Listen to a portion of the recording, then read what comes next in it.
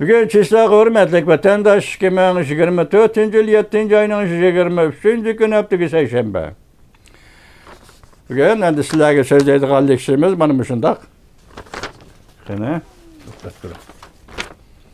Mavzumundaq Amerika Qo'shma Shtatlari Avam palatasi Jungo masalasi bo'yicha favqulodda komiteti raisi Jungo internet mudofaa ta'minlarini söküp etish kerak deb chaqiriq qildi.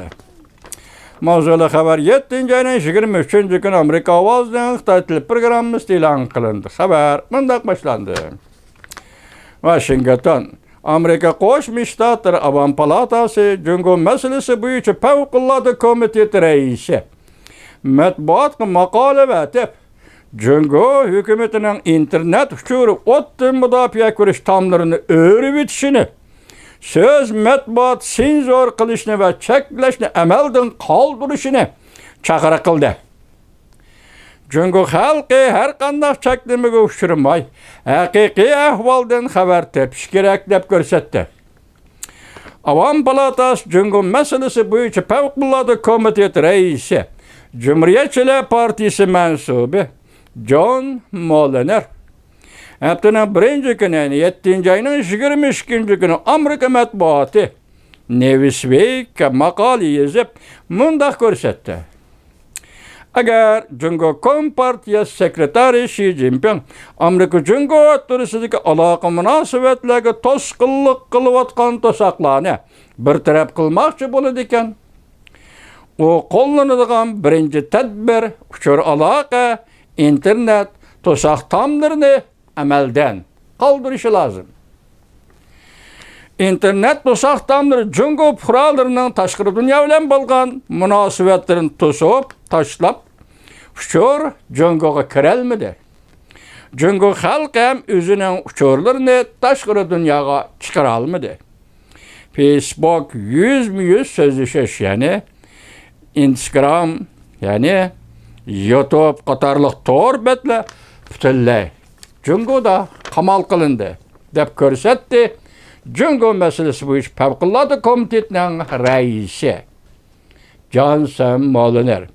Jungo masalasi bo'yicha favqulodda komitetining raisi Johnson Mulliner yana mundaq ko'rsatdi.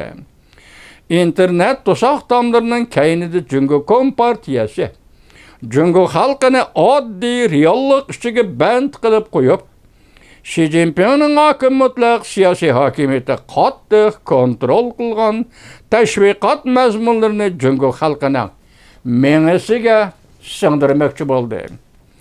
1987 yil 6. ayning 12. kuni shu vaqtki Amerika Qo'shma Shtatlari prezidenti Donald Reagan G'arbiy Germaniya, Sharqiy Germaniya chegarasidagi Brandenburg ko'chasida nutq so'zlab, nutqida sobiq Sovetlar Bolshevik partiyasining sekretari Mikhail Gorbachev chaqiriq qilib, Berlin temini o'rib etaylik deb ko'rsatgan edi.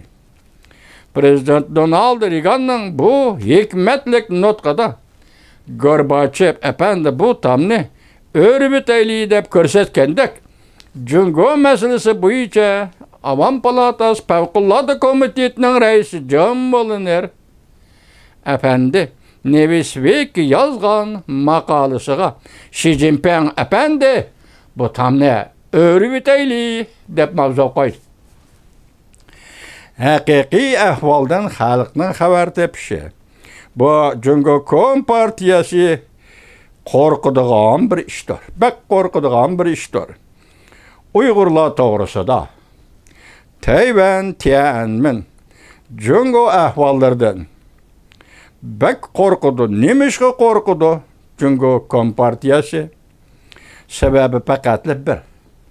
Kompartiya o'zining hukmronligining bir partiya vakilligida Jungo xalqiga yolg'on so'zlash ustiga qurilganligini obdan biladi deb ko'rsatdi maqolasida. Avam palata favqulodda komitetining Jungo komitetining raisi Johnson Mulliner apandi.